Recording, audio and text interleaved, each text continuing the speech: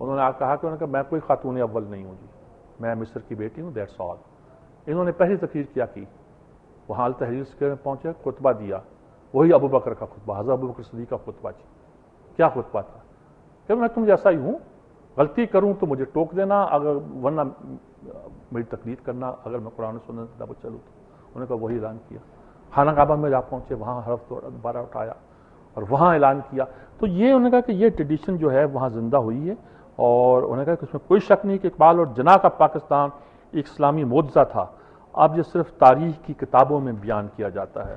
یہ قادر حسن صاحب کا ایک طرح کا۔ اچھا جی، یہ ہمارے ظاہر الحق صاحب جو ہیں، یہ میرا خیال اس وقت آسٹریلیا پہنچ چکے ہوں گے، لیکن انہوں نے کالم لکھا کہ بھلی بات ہے کہ ہمارے ایک متقی آدمی نے یہ بات کی، ورنہ ہمیں تو جوتیاں پڑتی۔ حافظ سعید صاحب کا بات کی ہے کہ انہوں نے وی آئی پی کلچر کے خلاف مقدمہ کر دیا ہے۔ بھئی یہ وی آئی پی کلچر کیا ہے؟ یہ گاڑیاں، برطانوی وزیر اعظم 4 بیڈ کے گھر میں رہتا ہے، اور ہم قرآن و سنت کے مطابق چھوٹی سی گلی میں رہتا ہے، اور یہاں ایوان صدر کا روز کا خرچہ 10 لاکھ اور وزیر اعظم کے دفتر کا خرچہ 12 لاکھ ہے۔ حافظ صاحب نے مقدمے میں دعویٰ کیا کہ صدر پاک گزشتہ ہفتے خصوصی جہاز میں لندن گئے، وہاں ایئرپورٹ پر جہاز کرنے کا روزانہ کرایہ 600 پاؤنڈ تھا، یعنی 1 لاکھ روپے۔ وہاں سے صدر اور ان کے خاندان ذاتی کام سے ایڈنبرا گئے،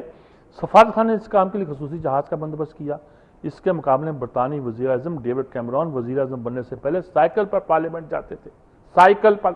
پارلیمنٹ جاتے تھے، اب گاڑی صرف سیکورٹی پرپز کے لیے استعمال کر رہے ہیں۔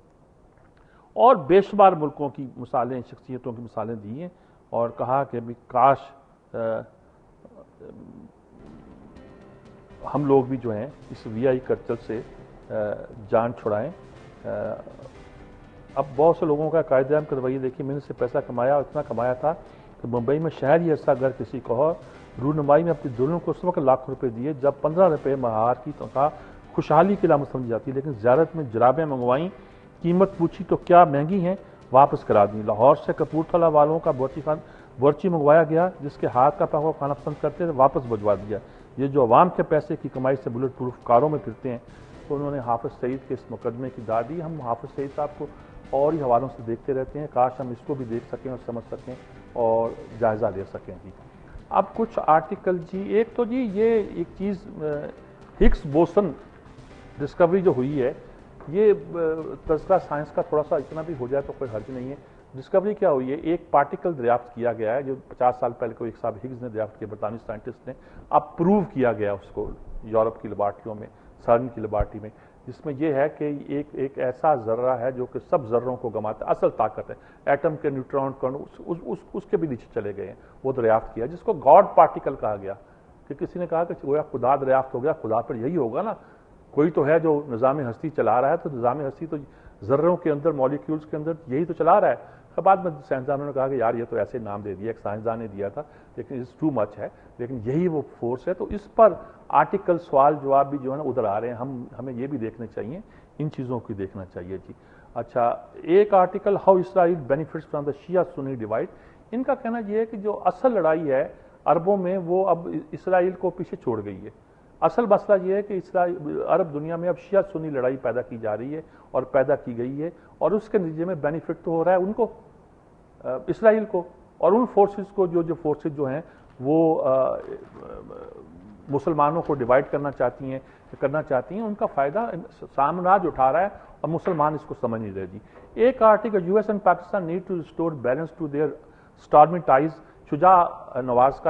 آصر نواز، جنرل آصر نواز کے بھائی ہیں، وہاں خاصے تھنک ٹینک میں کام بھی کرتے ہیں، لیکن ان کا یہی ہے کہ پاکستان کو بھی سمجھنا چاہیے، امریکہ کے پرابلمز وہی باتیں ہیں، لیکن کچھ اسپیسیفک کر کے انہوں نے مثلاً ہمیں جو